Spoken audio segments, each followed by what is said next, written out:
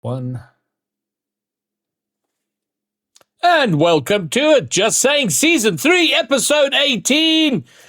And I titled the stream, it's the end of the season as we know it.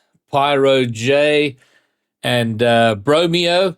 I feel like we were all together last night. Well, because we were wrapping up the broadcast for the final open of the year. And now we get to, we all had a chance to waffle at the end a little bit, but you're always short for time. And tonight we can sort of go a little bit more in depth, scratch the old itch, boys. Well, let's start with you, Pyro.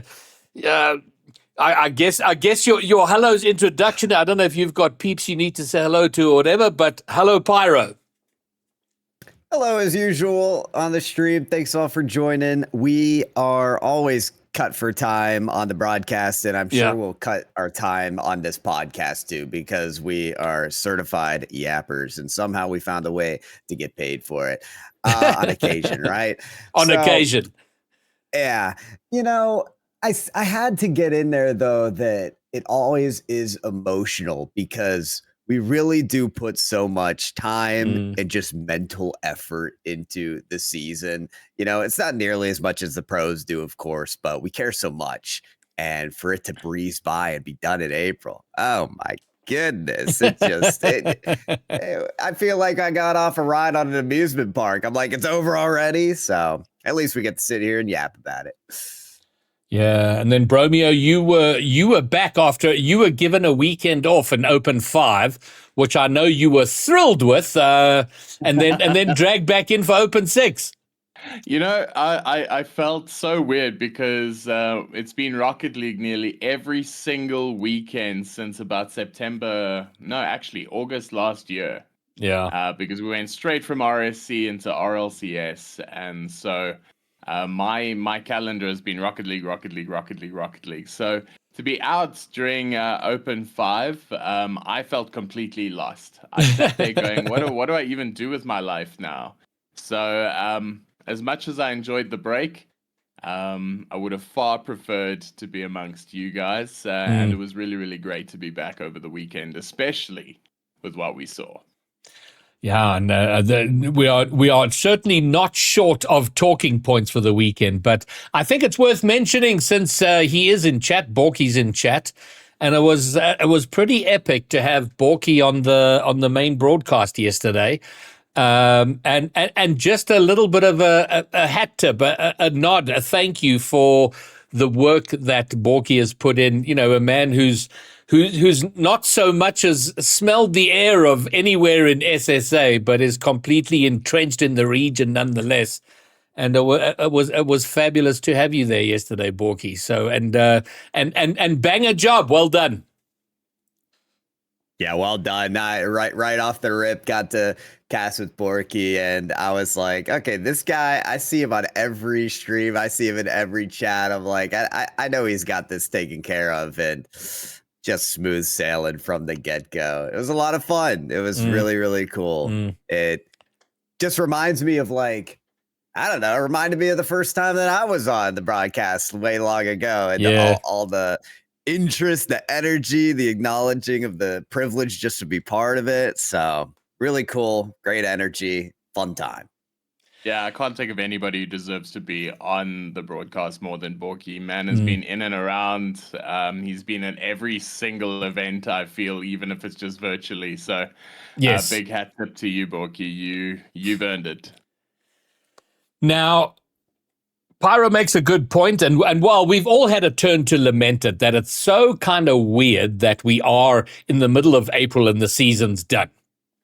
And it does make sense in the greater context of things, because in the broader Rocket League scheme, so we've just had season 26 wrap up, middle of April. In May is going to be the Paris Major. In June is going to be the RLCS 1v1. In July is going to be the RLCS 2v2. In August is going to be EWC. In September is going to be RLCS Worlds. In October is going to be the Esport Nations Cup. In November is going to be FIFA E. And then by the time December rolls around, welcome to RLCS season 2027. So it feels very different. I don't know if you can remember Bromeo and Pyro all the way back to the end of the 2022-23 season. And it was at the time where there was a lot of uncertainty about what RLCS was going to look like. And ultimately, Blast were brought on like 2 weeks before the start of the season. So there was zero communication, zero indication. And it was like 6 months of nothing. And there wasn't FIFA E and EWC, and there weren't all these amazing things. So, I mean, do you remember that time, Pyro? It felt like we were walking through a desert we were walking through the nothing. That is why I'm not going to call it PTSD, but every time the end of the season comes, that's why we get timid. That's why we get a little scared now, because it's like, oh no, we're re-entering the void and hopefully we return again. But you're right. It's not the void. There is stuff going on. I will still die on this hill that a third split is necessary. And we call out the 2v2s and the 1v1s. Okay, so make a split happen during the 2v2 and the 1v1s that are happening as well. Like, make that supplementary. That's not RLCS. That's not, the way that this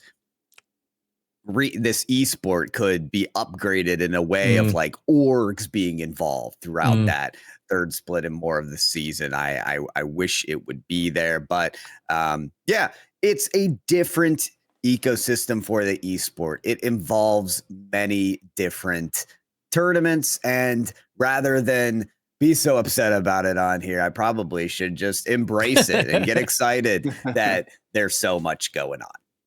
Yeah, I was thinking, third split would be really, really cool, because then we could really see the development of storylines and all of those fun things. There's 100% an argument, and I agree that they should be. And then I was thinking, could my body actually handle 3 splits? Because there, in its absence, there are so many other competitions that take their place. We talk about competitive things. We talk about BS. We're talking about Metal State. We're talking about RSC.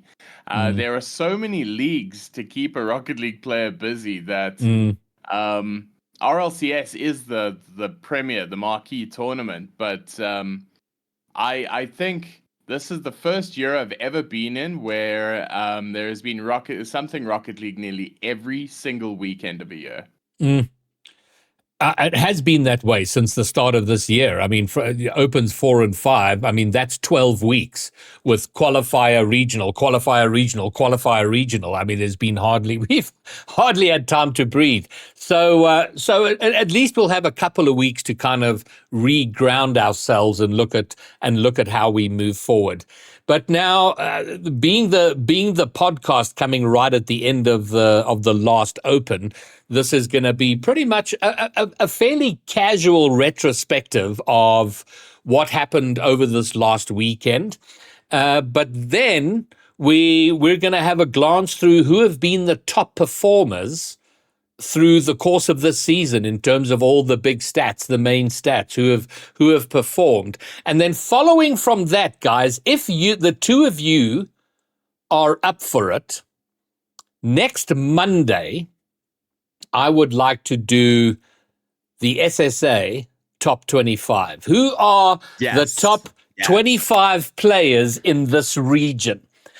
And I want to open it up. I would like everyone to be able to vote or to have a say. And I'm just not sure how technically to do that. And I'm sure there's platforms that exist. So I probably I don't know, Pyro or Bromeo, if you know something that you put something together and people follow a link and click something. I'm not sure. And then that can be the basis of something. And then the three of us can hash it out and we get the top 25 players. I think that'll be pretty cool. That would be awesome. What, like a curated list, if you will? I, I, I would like input from the quote unquote the general masses, but I think it's something the three of us are going to. We will have our list that we will put together, and of course, each of us will have our own thoughts. But then between the three of us, we like we did with the power rankings, and we'll get to some list that we never fully agree with, but we're tired of arguing, and fine, we'll go with that one. We can completely do that. I can put together a poll. We can run it over a week, and then we can present it next Monday. Excellent. Beautiful.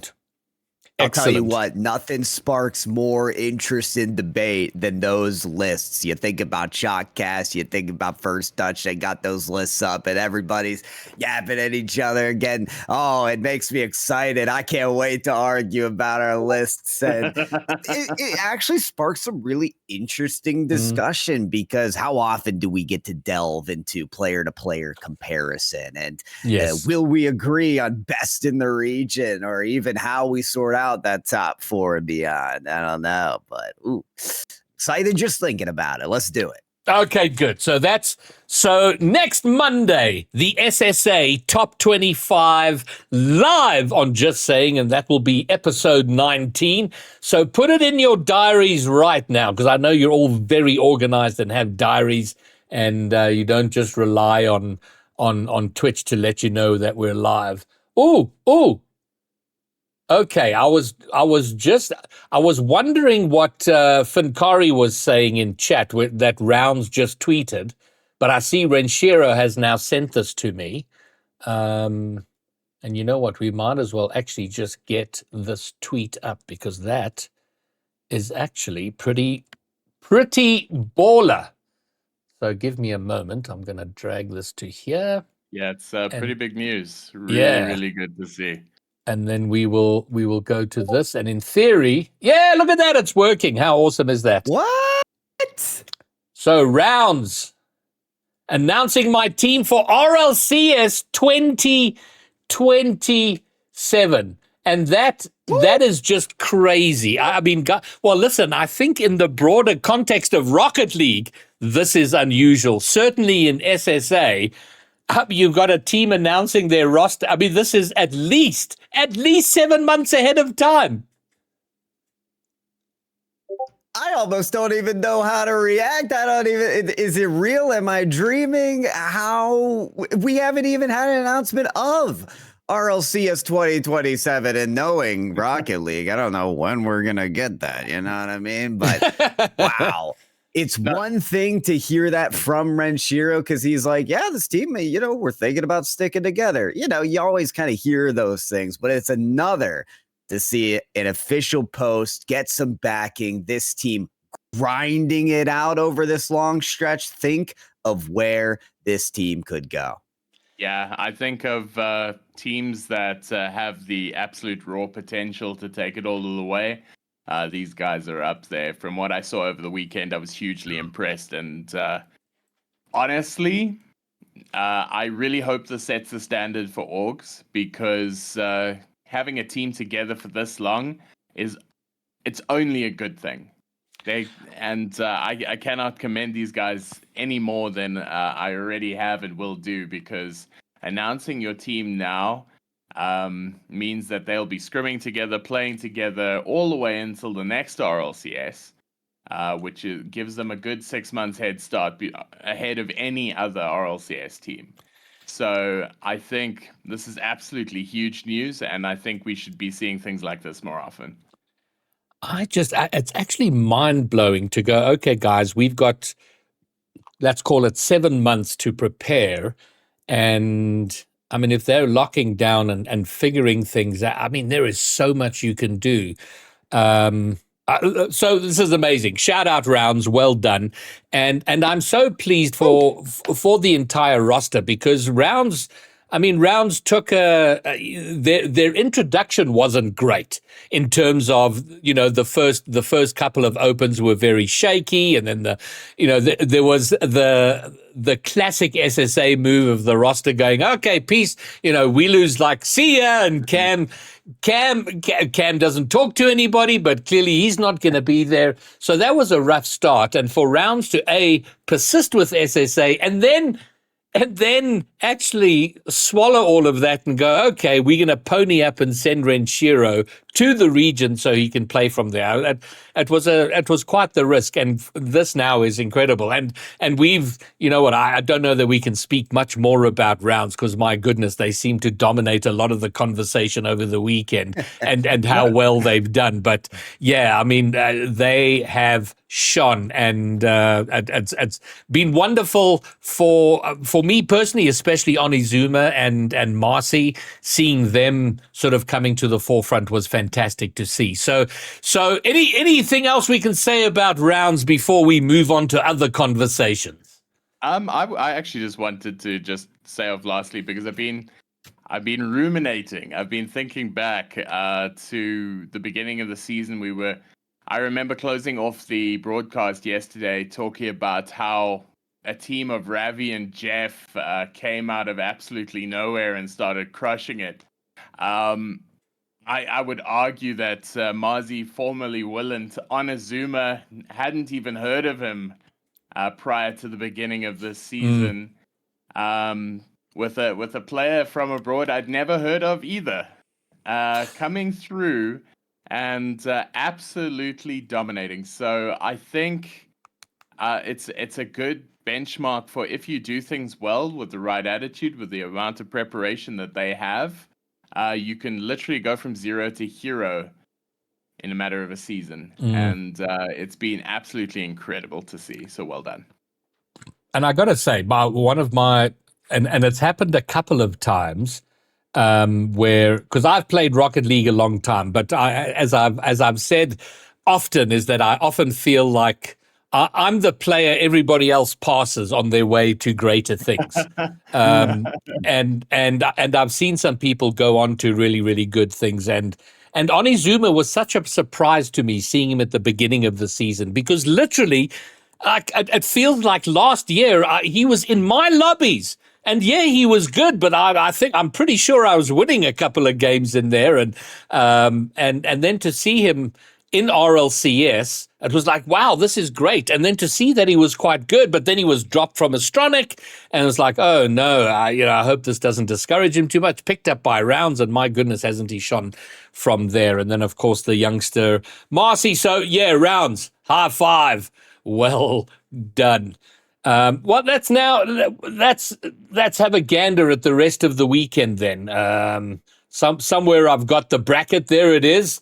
That's what happened on the weekend, and to, I guess, finishing off on rounds. I mean, there was the question, and I know Rhino was pushing it very hard that rounds is the third best team in the region.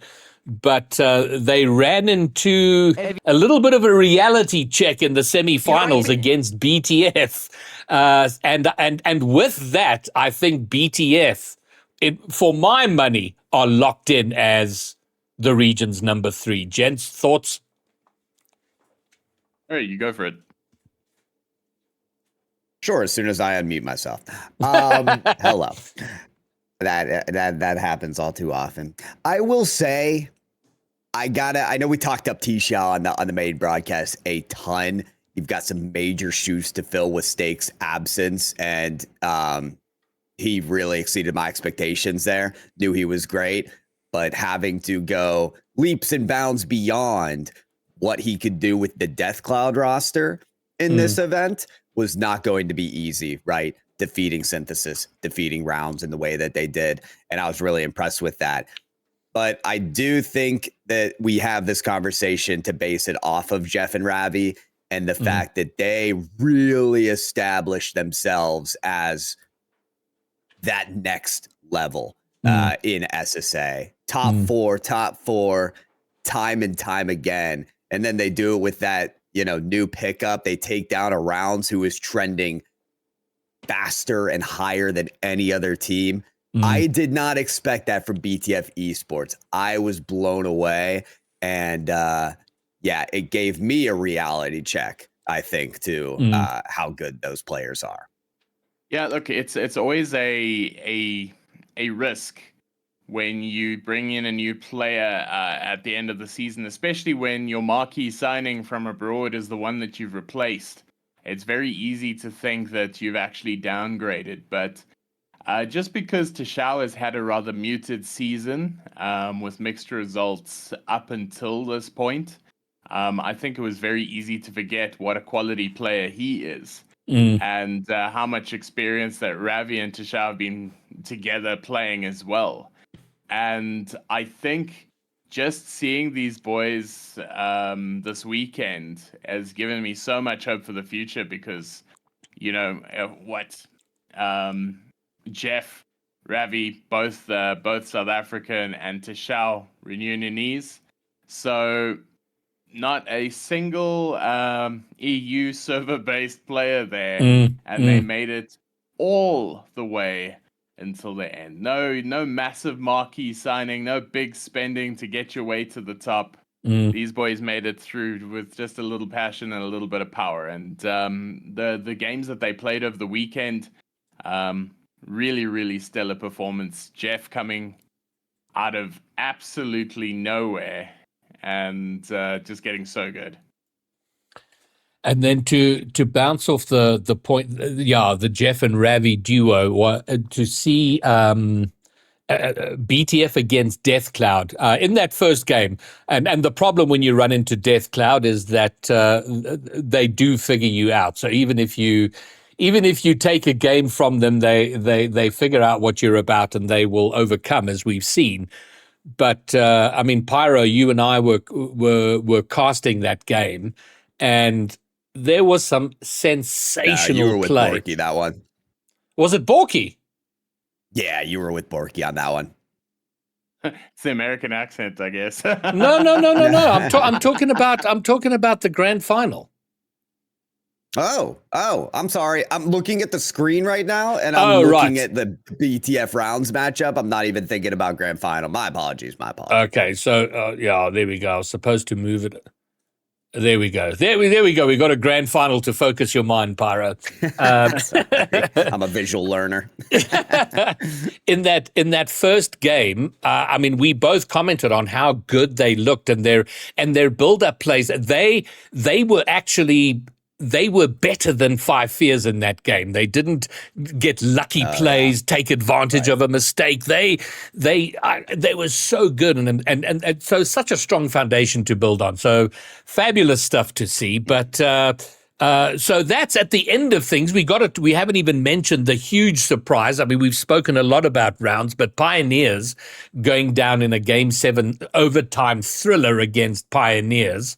And that, I think, legitimately put them into the conversation of, are they the third best team in the region? But then BTF did. And it is kind of weird because BTF cleared them, cleared rounds, but BTF have never beaten Pioneers and, in fact, have struggled against Pioneers. So it's a weird thing, and it's one of those sort of conundrums, I guess, you get in any sport. But and I said this last night, and I don't know, Bromeo, if you agree with me, is that BTF have rounds to thank for getting into the grand final. Because without rounds taking down Pioneers, they never get to the grand final. I feel for rounds because it must be incredibly difficult retasking after taking such a big scalp of Pioneers.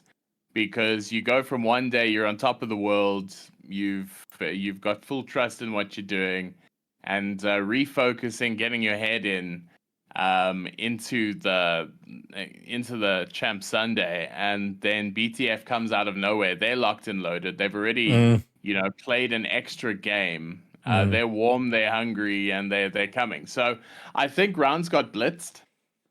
I think there was a bit of a mental approach. I think there was just a tactical approach that maybe wasn't considered.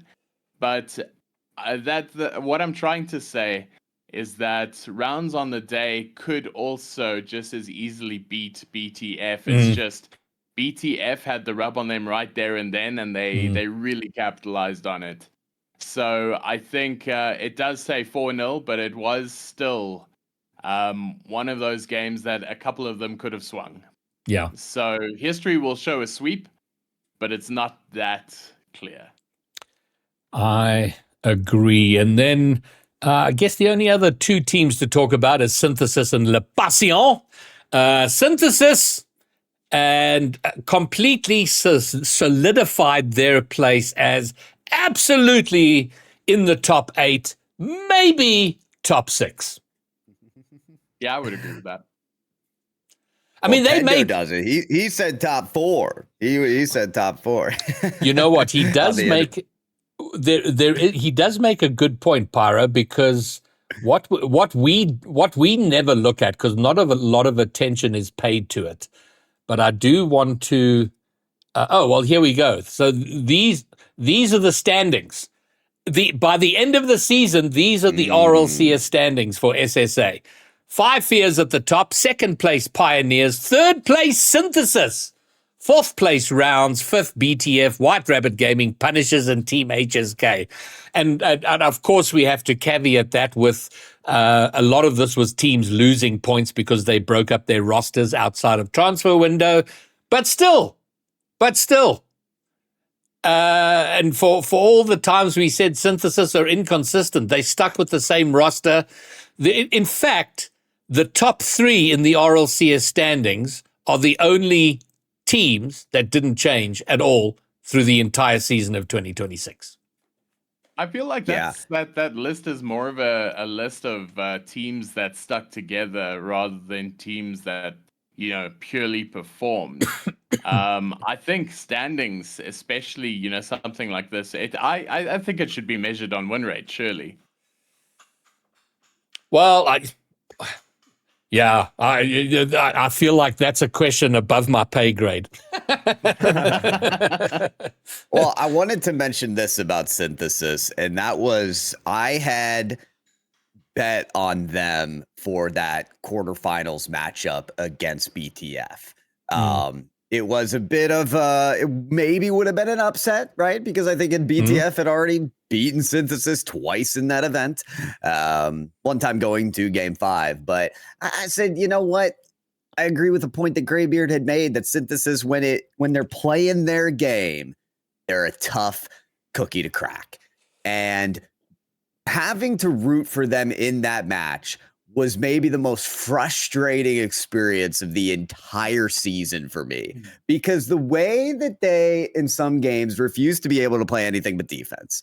They make these insane saves, and then they'll get chances on the other side and they just won't finish the shots. Like, so many good opportunities, just unable to execute. They make these great plays, but at the same time, when it comes to like closing out, this team does struggle. That's why we see them in game 7 all the time. That's why we see them go all the way. It's because when they need to close out, it's so tough for them to do so. And oh man, yeah, I don't know if I can put myself through that again, guys, rooting for Synthesis in a match like that. That took everything out of me.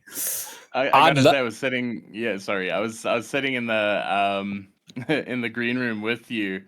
And I was rather impassive to who wins and who loses on that one, but Synthesis does, and we said it in our interview with Tendo, is that they make it a very interesting team to support, because they definitely elevate blood pressure by the way that they get through games. So I would 100% have them in any top 6, because that's where they deserve to be. But they really do ham it up when they want to. I would love to put Tendo on the spot and Synthesis and say, Tendo, have a look at the tweet that Rounds have just put out, and make a call now. Make a call early. Lock in this roster and commit to ponying up to get Meshin out to the region, because I think it would make a huge difference if he was playing from the region. So that's what I would love to see. So let's see if we can convince Tendo to commit that long and hard. I mean, he has committed to staying in Rocket League, so we will see Synthesis around one way or the other. Love that. Would love that. I'm just thinking of off-season potential, hosting show matches leading up to the season, having these rosters established before we even get started next season. It'd be amazing content. It would be fun to have some kind of continuity between the seasons. And then I do just have to say hello to Rainier, who just showed up in chat. And I'm calling him out only because we landed up in a threes lobby against each other earlier today. And I'm not ashamed to say that I got absolutely hammered in that game. So well played. Let's have a look at our top performers. I thought we should look at who were the big performers in this last regional, and then let's look at the big performers for the season. Who has shown up this season? So let's start with Open 6. Can I just preface this by saying, like, I actually haven't had a look. For the first time, I haven't had a look at the top 10 list. So in my mind, I've got like a whole list of players and teams that I've mentally created a ranking of. But I'm very interested to see how it lines up. Well, okay. Well, let's do this.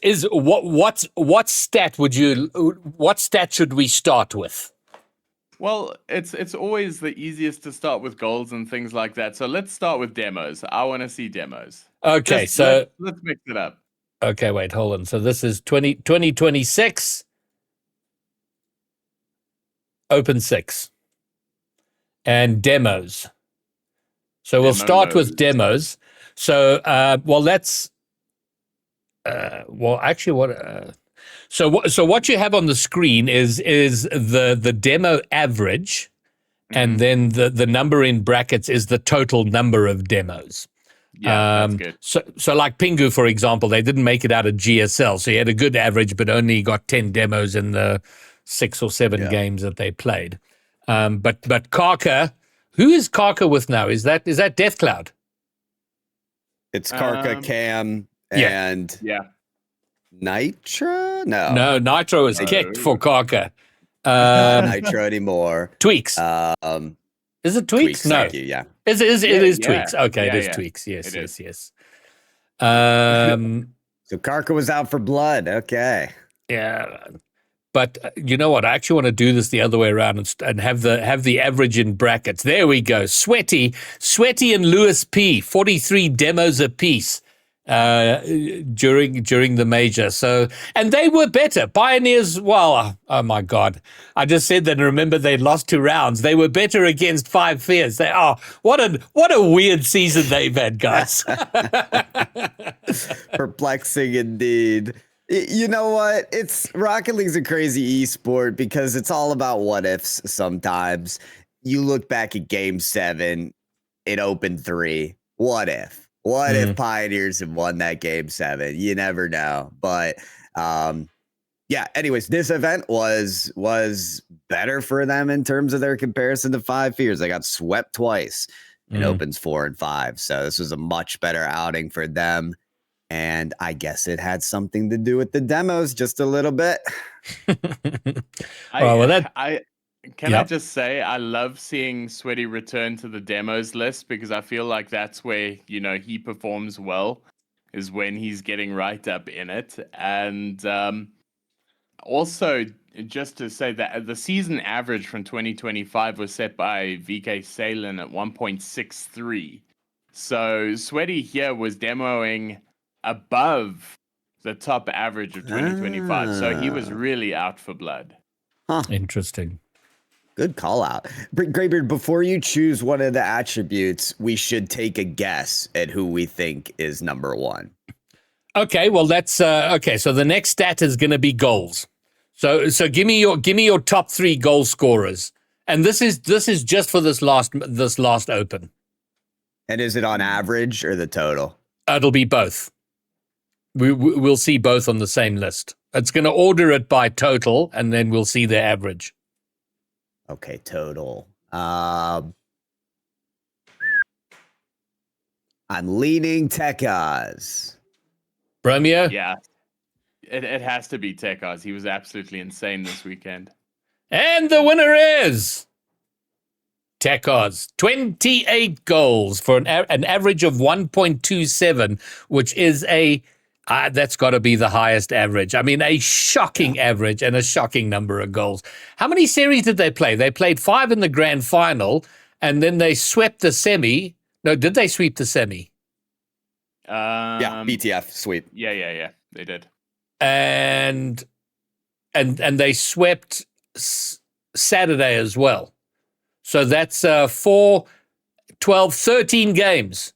It does include GSL as well, though. Yeah, okay. So that's a good number. And we had nine players, 20 or more goals. Ravi, Sweaty, Steak, Dap, Snowy, Guns to Die For. Jeff just under Tekos. Not bad. Just 1 goal less, but an average of 1. They BTF did play a lot more games. I mean, they did, but like, have a look. Anybody above 1 goal a game, you must take note of, because that's a prolific goal scorer. So to Die For, Snowy, let's see who else is pretty Guns. close. Jeff, let's acknowledge Jeff. Yeah. Jeff up there in second with an average of a goal a game. Man was definitely the pointsman for BTF. So I think this list is pretty reflective of who made it far in the tournament. But I always find it interesting to see who on the team is the one that's scoring the goals. And what's interesting is Guns and Tekos were putting away the goals in the top 5. Actually, the whole of 5 Fears is in the top 5. That's how dominant they were this weekend. So now we're going to go to a very a non marquee stat, and that stat is going to be boost wasted at supersonic. So when you're burning boost while you cannot go any faster. So any guesses who might be topping that list? I've got a no, actually I have no idea. I gotta throw someone out, right? I'll just say I gotta be a typical synthesis hater, right? I'll throw out Daps. The answer I would go for Nitro. The answer is going to surprise you. Probably you. Oh, I knew I should have. Dang, I should have said Meshin instead. Close. Wow, wasn't even close. Is this total or this is total? Let's have a look at average, because that's way easier. This makes more sense. Yeah, I think this is probably the look. Yeah. All right. Interesting. I was gonna say, hopefully it's not anyone on 5 Fears, because Snowy talked specifically about Tekos teaching his team about boost efficiency. There is another boost stat where Tekos appears, and I'm trying to. God, I should have written it down. That's a lot of boost stats. Yeah, I know. He's 5 there. Oh, Tekos, there we go. So that's boost lost while max speed.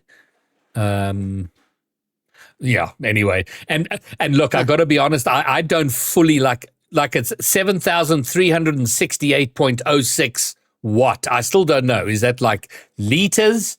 I don't know what the measurement of boost is. How much boost on average is used in a game? What do you think? Are you asking the question? Because it might just be number of boosts. It says average per game that's lost at max speed is 283. So maybe that's how much boost they're losing at max speed. It must be. Okay, so if you've got 100 boosts, that's 100 boosts. So it must be 100 units of boost. Yeah. That must be it. I think that's the simplicity of it. Okay, that makes sense. I thought we were just joking. That's 100% it. Yeah. Yeah. All right. Any other performance stats you want to look at for the regional, and then we'll go and see who our big performers. I do. Yes. I'm very interested to see time in air. Time in the air. Actually, that's a good time one. in high air. Whoa. Okay. Distance traveled. No, high air. Whoa. in high air, all zones. Yes. Yeah. That's the one. Oh, we should have taken a guess. Oh, God damn it. So Declan's this a is good one, this. yeah. Now it's 100. Okay, so again, I don't know. Oh, this must be seconds. This is seconds. Yes. Can you do per game? Yeah. Yes. I want to see per game. Declan, Hey. 7 seconds. So what's high air? That's above the. Is that right? 7 seconds seems really low. High air is above the goal line, I think. Above the crossbar. Yeah, above the crossbar. That's really huge. I wanted to see Guns. I was waiting to see where Guns was coming from because man is like Spider-Man. He's always coming off the ceiling. So Yeah. I wanted to see that, and I was almost 100% sure I would see Onizuma in the at least in the top 5. Shout out Minoto at number 6. Good man. I know Onizuma doesn't make the top 10. I'm completely washed. So he didn't even make the top 10. There is a see all, and I realize what we've got to do with this site is we have to be able to limit it to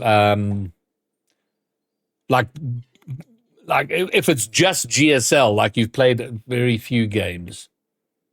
Onizuma is at 12 at 5.89 seconds. Yeah. All right. So it wasn't too far off. Yeah. All right. Devour's asking for assists and saves. We can definitely I'd like do to that. see those as well. So, Savior, who are your saviors? Well, that one's tough because it's generally the teams under the most pressure that have the most saves.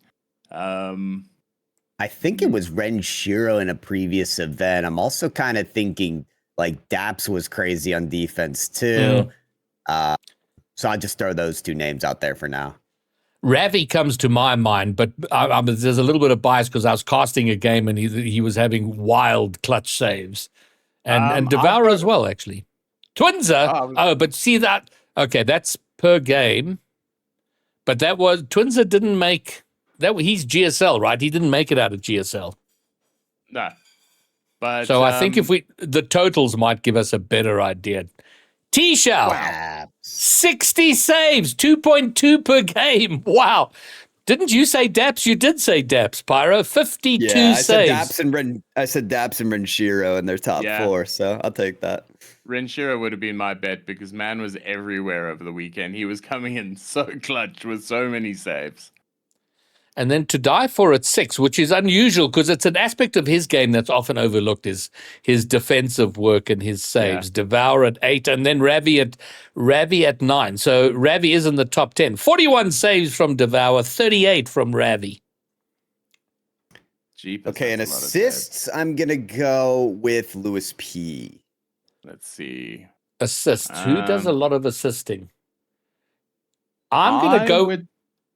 Yeah, go for it. I was going to say Guns only because I felt like he did a lot more assisting with, although Tekos was also delivering some amazing assists. So I mean, it's definitely somebody from that team. It's either Tekos or Guns. Snowy was more the general as usual. So, all right, assists it is. And are we looking? You want total or average? The order. Average, and then total in brackets. Okay, so assists per game, average. Tekars, 1.18. Hey.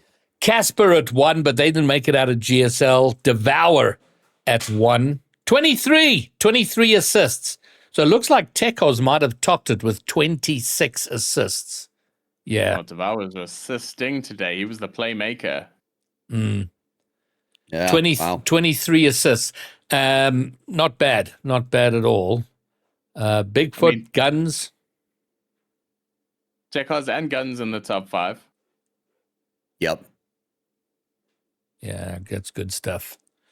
And then, well, should we have a look at any other you want to look at for the Open, or should we check the whole season? Who are our big performers for the whole season? Yeah, I would Let's love take to a look see at who whole scored season. the most goals, who did the most saves. That's like over the entire season. That would be cool.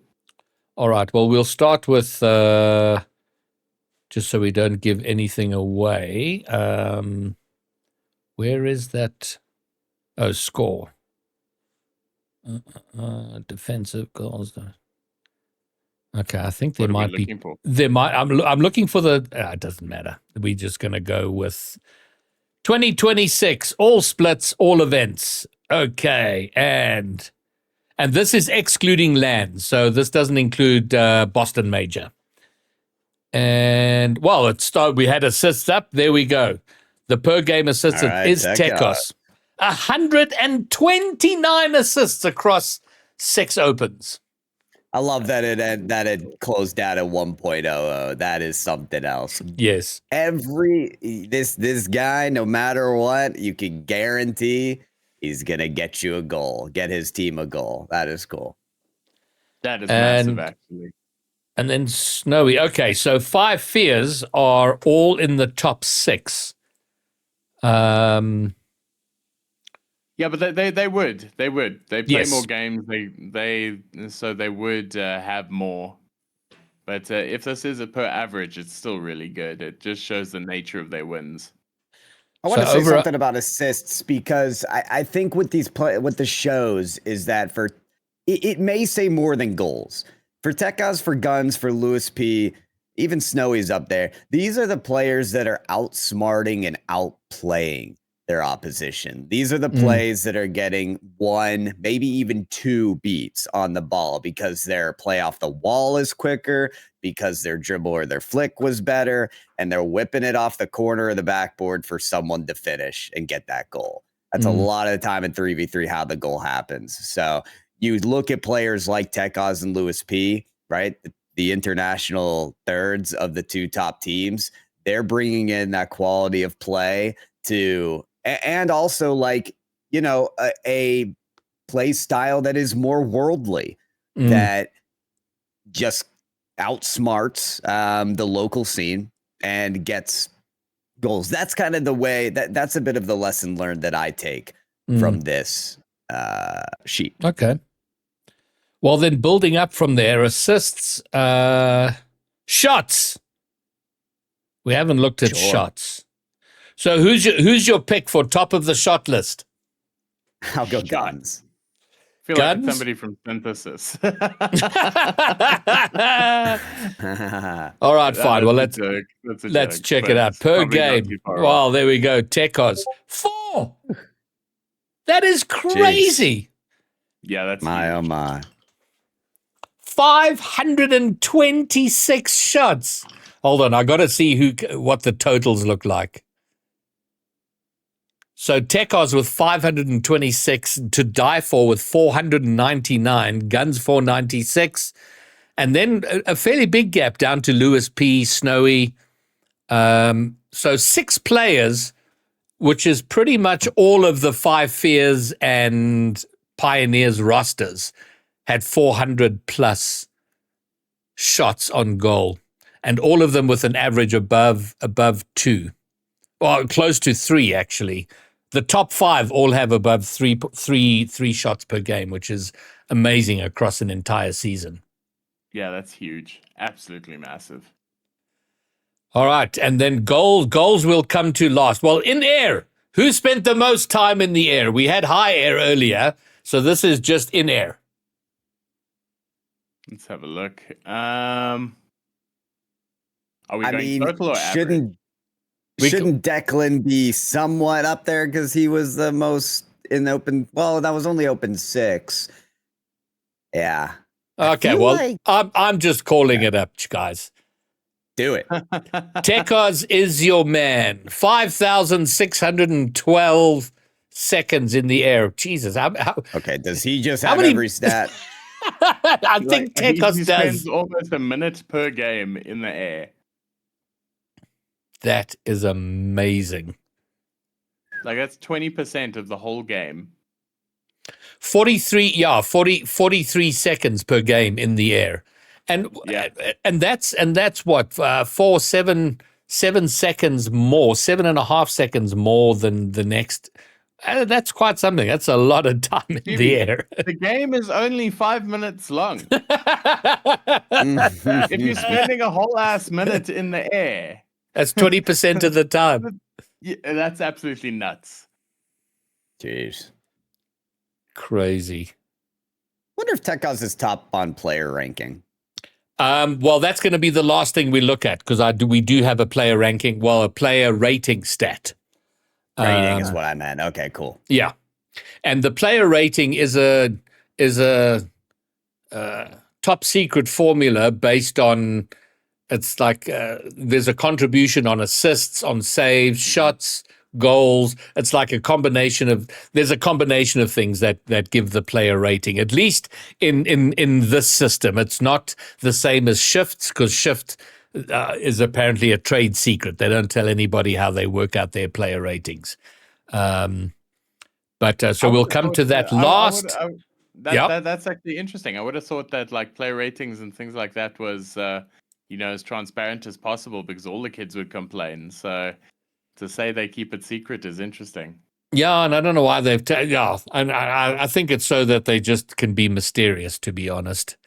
And then we might as well. Okay, we looked at in air the percentage of time on the ground. The most grounded player is that makes no sense. 9,000% for Sweaty. So I don't think I don't know. You went total. Oh, it's 64% of the time he's on the ground. Yeah.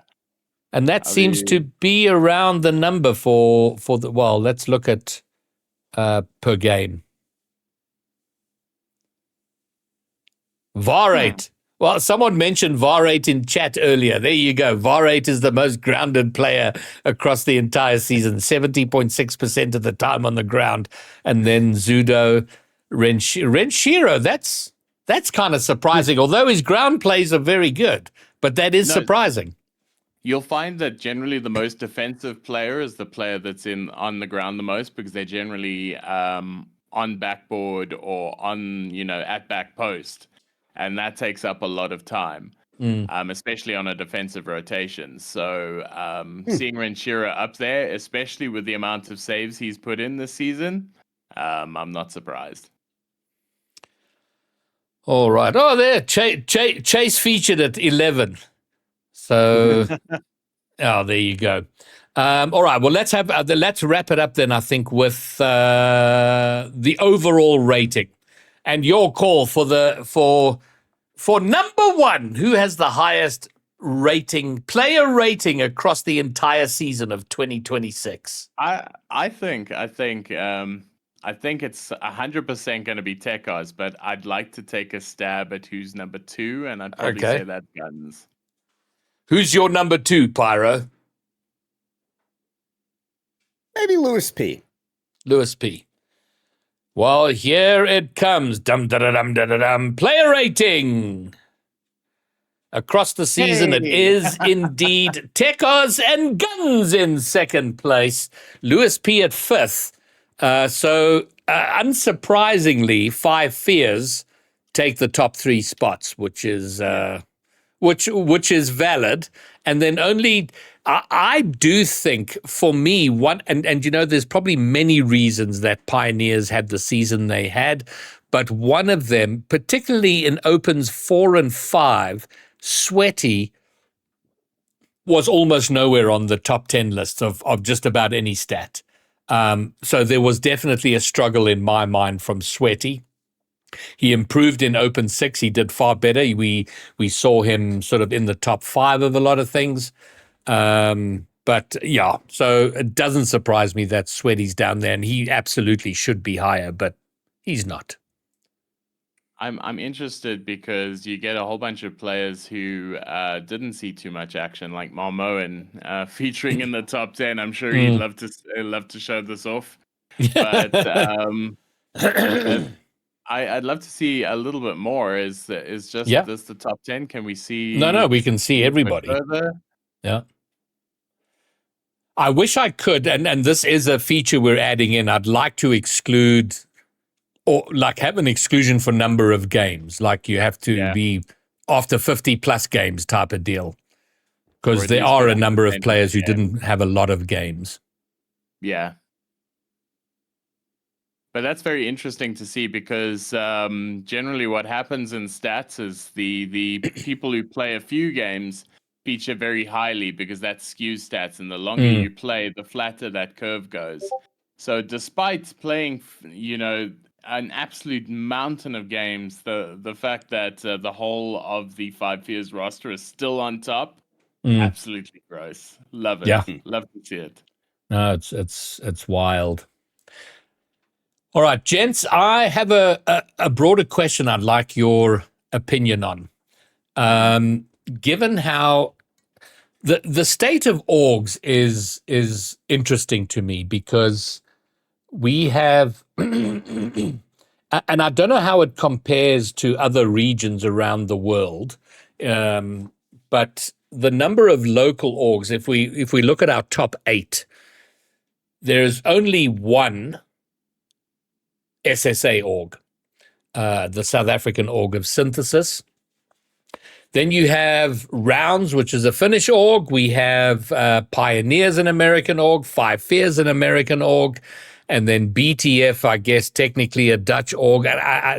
And I say this with the greatest of respect to Aaron, because I don't know how much of an org they are, if they're an actual... I know they've been around a while, but given the fact that there has been success for Rounds, for Pioneers, although they probably won't look at it as success because they wanted a major, and for Five Fears, is there an argument for orgs that are not going to be on the top of the pile in North America or EU, and maybe not even necessarily have the resources to buy the best local roster, but invest in the region as Rounds are doing?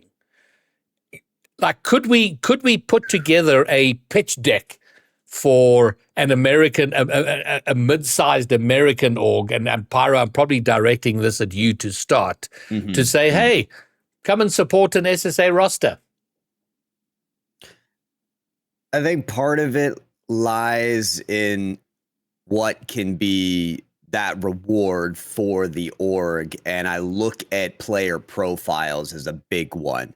Like, how socially present are these players? I'm starting to see more live streams from players. Guns has been super consistent on Twitch, which is cool to see. But it's hard to find players in SSA that an org can look at and say, oh, yeah, people are going to see the org's name on these socials. They'll recognize this player, and now they'll recognize the org as well. So I think that's something that orgs are going to be looking for. And as much as those player profiles can be built up, it's for the better.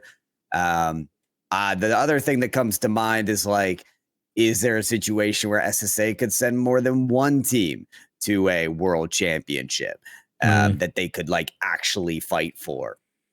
Because that number one was so far exceeded by Five Fears this year.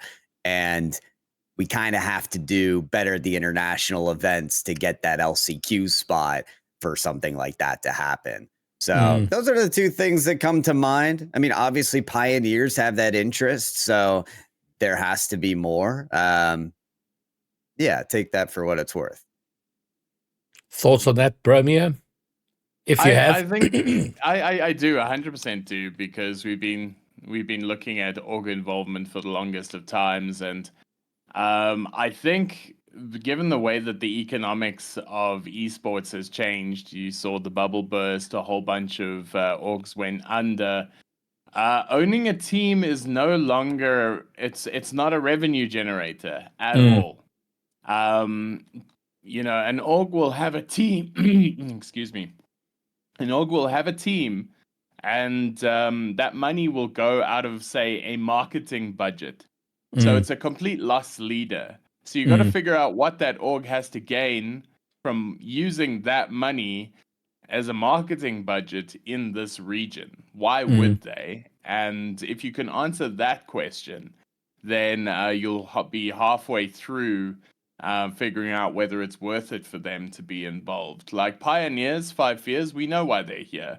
They Mm. want to have their logo up at the major Mm. because that is a prestige spot. It gives your org credibility and recognition as, you know, an equal among your peers. And if any esports organization worth their salt wanting to level up, they'll have to feature at a major. And, you know, purchasing a ticket from one of the smaller regions is possibly the cheapest way to get there. So I can understand why 5 years and Pioneers are here. For rounds and synthesis, you know, it's a little bit murkier because those teams, they know that they don't have a clear crack at the major. They have a very competitive chance of featuring every single weekend in a top 8 or a top 4, but the exposure there is a lot more limited, and especially to a local scene. So that's more down to goodwill and brand building rather than like focusing on big org stuff. So I to answer your question directly, GB, there is no, you know, lock and key solution. The conversation is an org by org thing, depending on what they want to achieve. To be honest. So then I have a follow-up question, a comment, and then two related but separate questions. And the first, I'll start with the comment. I love how Synthesis went about their business. And I do think as an org, they have done the best since Bravado. Back in the first 2 seasons of SSA Rocket League, Bravado were a fantastic org, and it's a tragedy that they ran into the trouble that they did and they couldn't continue. But I love what Synthesis have done, and I think initially there wasn't interest in going, okay, who are the best players? Can we do what Pioneers or 5 Years have done? And the costs quickly became, I think, very quickly became unsustainable. And the fact that they picked up a team that would do well throughout the season and would be contenders throughout the season, I think has been fantastic. And I do think there's more value for them in spending less money and having that persistence throughout than having thrown the entire treasury at the wall hoping to get a major spot.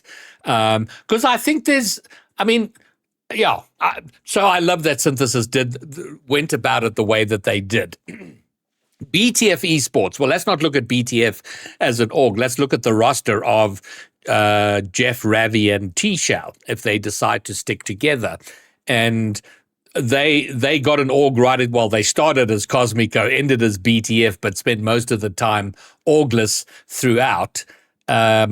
They could absolutely be picked up, but to Pyro's point, all 3 of those players are horrendous from a public profile point of view, and it's infuriating because they are such A, great players, but B, great people, and they could build themselves a proper profile and be of interest to a mid-sized org. So my comment there, and then also the team that spent the entire season named looking for organization, comprising a roster of people who did absolutely FA from that point of view of like, this is who we are and this is why you should be investing in us. Never mind their really, really poor turnaround. So the question, sorry, go ahead. Yeah, I was waiting for the question. I was trying to deduce your question. So okay. So the question is, because I said, can we make a pitch to mid-size European NA orgs to come and invest in SSA? Is that something we would even be of help to us? Is that something we want? So I've got an answer to this, and you're probably not going to like it. Synthesis, I know why they're doing it, because Synthesis is a content org. They're essentially a marketing company, and having the players is a vehicle to showcase their product, right? So the benefit for them is having players as a reason to generate the content, therefore to generate the business. And it shows off what they do, because Synthesis says, their tagline is show the world gaming and entertainment culture. So that's their whole vibe. So Synthesis wins by being involved, but not many orgs do, because most orgs are born out of a player who's maybe not as competitive as he wanted it to be, so he goes into team management because it's a passion thing. Yes. So local orgs would have to essentially be a marketing company, somebody who benefits from just having the players in order to push their own brand and use the image and the association to boost whatever it is that they sell. So I don't think a lot of esports orgs that are just orgs, whose entire presence is solely based in competitive gaming, I don't think that they would be interested in picking up an org in SSA. I feel like the orgs that would actually do well in the scene are more like companies than they are esports orgs. And you said I wouldn't like it. I think that's very solid. I'd love to see that, sort of Jacaranda FM competing in the top 8. Yeah, I mean that's especially, and this is the thing, is now that we're getting big eyeballs from platforms like DSTV, I would not be surprised to see some more local headline sponsors picking up teams and having them involved, because the amount of airtime that you get for that association versus the relative cost is really, really good, because it's a fraction of the marketing budget. So I wouldn't be surprised to see a product named team out there, if that's even I'd love allowed. to see that. Of course it's allowed, as long as it's not crypto or as long as they're not on the forbidden list. Absolutely, I think they can do it. Yeah, I would take it a step further to say, all players watching, that's probably the easiest way to get yourself some sponsorship bucks, is find somebody who'd benefit from being on DSTV. They opened up that ban list as well from sponsors. I think energy drinks are allowed now too, Nice. and they weren't previously. So yeah. So they could be a Slayer team, or they could be the Spa Bro Crocros. Yeah, the Sparletta Bro Crocros. All right, Pyro, question for you. Will the Kansas City Pioneers return and have another crack at this next season in SSA? So the Pioneers, Oof. it's a situation where they've been in RLCS for a long time. So my thinking is that they stay in RLCS. Do they continue the work in SSA is really hard to say it. Yes, because there's so much time between now and the next season that it kind of removes any potential for continuity. I'd be curious as to whether or not they can slap their brand on some of these other international tournaments that are happening. How's it work with EWC? Maybe they want to try out a 2v2 or 1v1 situation as well. However that might work. I'm not sure. So yeah, I think hard to say, especially because I don't know those Pioneers guys. And when Bromeo says their exact desires and wishes and what they want to achieve. So it's hard for me to go one way or the other, but it's not a certain yes. No, absolutely. Well, then let me ask a variation of that question, because there will absolutely be a bit of a battle to buy the team most likely to make a major, assuming SSA gets one spot again next season. And I don't know why that would change. So we assume that will be the case next season. So which is the roster that Five Fears, Pioneers, or other international orgs would be vying to buy? Is it the same roster of Snowy, Techos, and Guns, or are there other potentials that would be in that conversation? I think we need a little bit of breathing room between the end of the season and now to answer that question, because I remember hearing a lot of like levels of commitment between Five Fears and Pioneers. Like there's so much motivation behind those players of the Five Fears, maybe compared to, say, Sweaty to Die For, etc. I also don't know how Lewis P feels about competing in SSA after, they went into this with the plan of competing in the region. They tried to travel to the region. It didn't go well. So I think that might put a bad taste in their mouth in terms of returning to that. I mean, Sweating to Die For continue to play at the top level of this esport and want to make a team again with maybe another international third, or continue with Lewis P. That's the team for another org to pick up. Absolutely. But again, I think it feels like eons away that we are from RLCS 27. So it's hard to make that prediction. I find that I feel like you're taking the very safe approach there with that answer. I feel like, and this maybe this is a hot take, but historically, when Pioneers entered the scene, they were the only big org to come through. They were the White Knights picking up the best team in the wake of Limitless deciding to exit, and Limitless is essentially got absorbed by KCP in any case. So it was by extension a continuation. So I think what the landscape looked like at the time is that there was only the Sweaty and To Die For team that looked 100% certain this was a surefire bet that no matter what happened, they would end up at a major. They would probably end up at Worlds. Like, the fact that Five Fears came out of absolutely nowhere and started dominating could not have been predicted. And the fact that it did made for an incredible storyline, but an absolutely awful scenario for Pioneers. They were banking. They were spending the money. They were putting themselves on top. The conversations must be like, okay, so what are we going to do with regards to plans when we all meet up at Worlds? What are we going to get up to?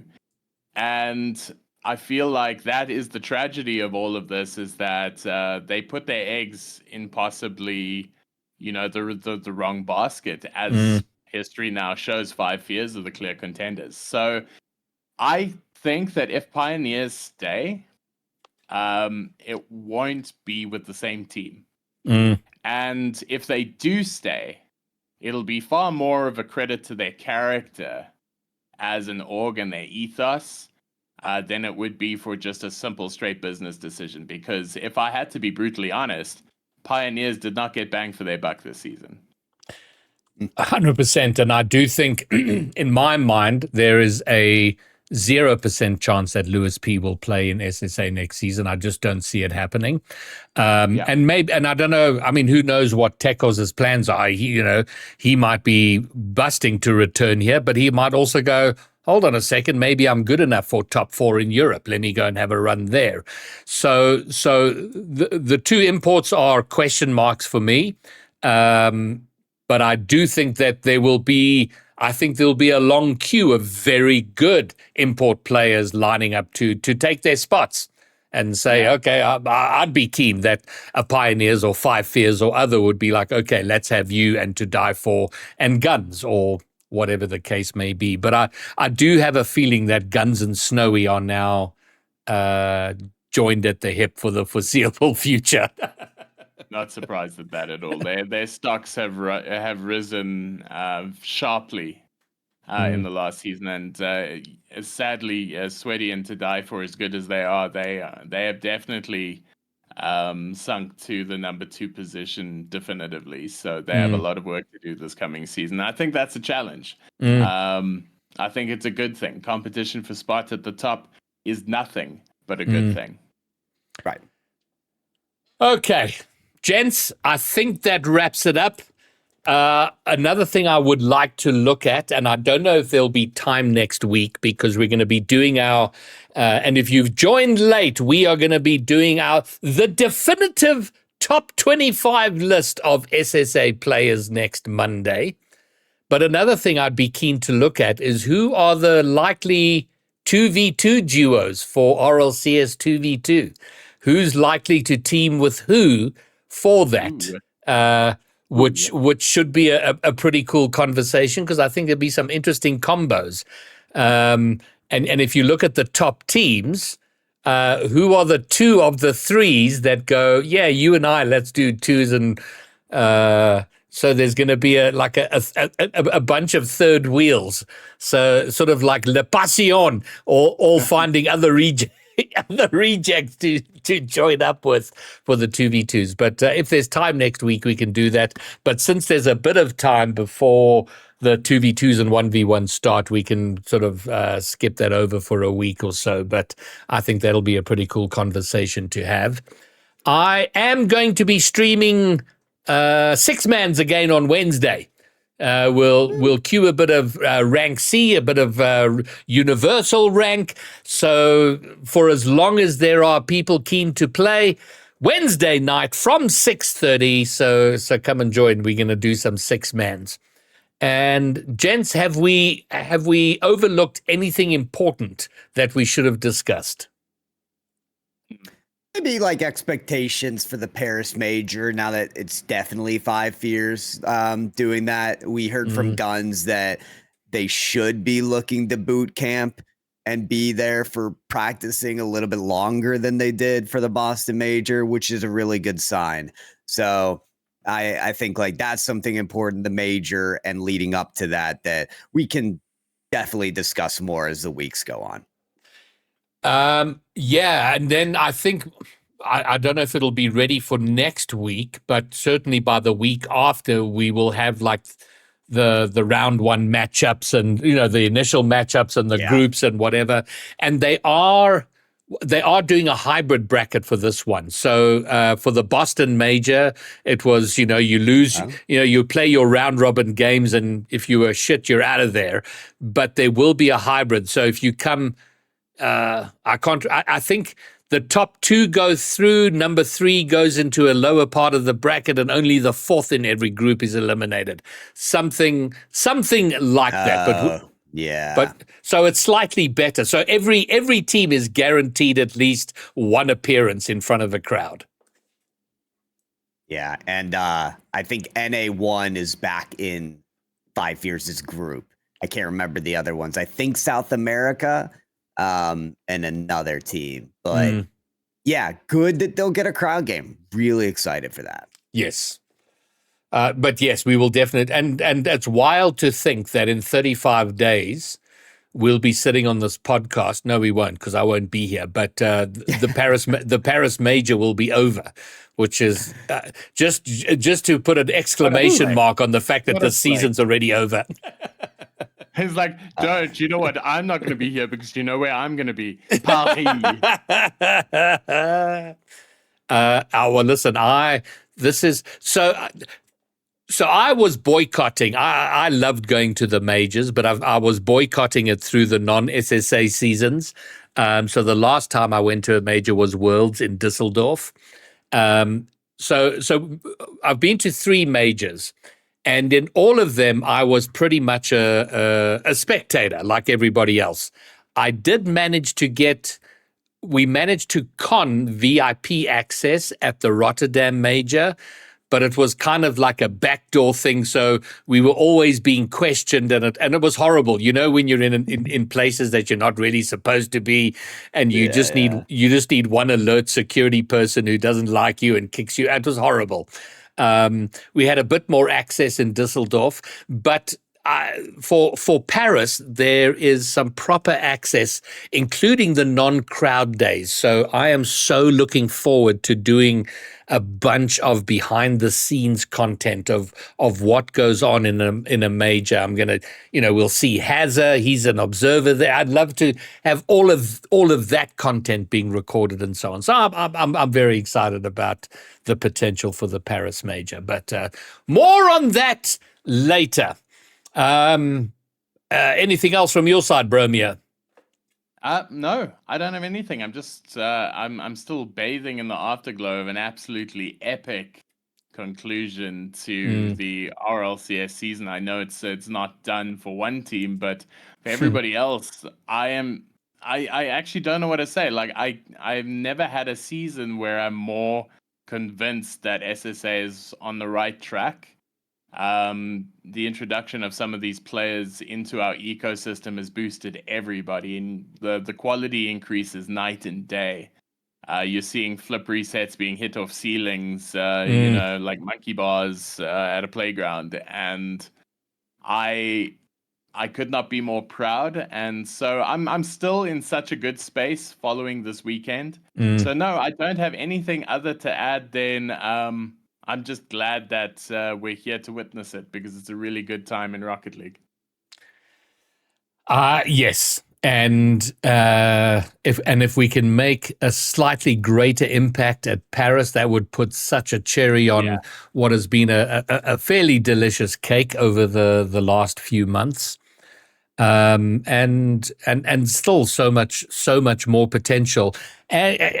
And look, there's lots of room for shocks and surprises. We didn't even touch on whether we think that the 2/3 rule will stay. Any thoughts about that? It must be. Surely it has been a great success. In terms of signups, and I did a calculation of signups, and I excluded the region unlock seasons of 24 and 25 because it was just skewed the numbers ridiculously. So the 2 seasons prior to the region chaos, and then this season, and the sign-up numbers have increased depending on the open and the regionals, anywhere from sort of 65 to 85% increase in the number of signups. So for me, that is enormously encouraging. So I think in terms of the SSA ceiling, we can't even see the ceiling from where we are now. So we just got to keep grinding away at it. And then, so are you going to carry on streaming, Pyro? No, not today. Not tonight. Oh, okay. Well, in that case, we are going to go and raid Anyilo, who is the only Rocket League person kind of related to SSA. So we're going to go and raid Anyilo. If you're not following him, make sure you do. Give him a high five for streaming. Ladies and gentlemen, it has been a pleasure as always. But that is going to wrap it up for Season 3, Episode 18 of Just Saying. Me, Greybeard, Pyroj, and the Bromeo. Peace!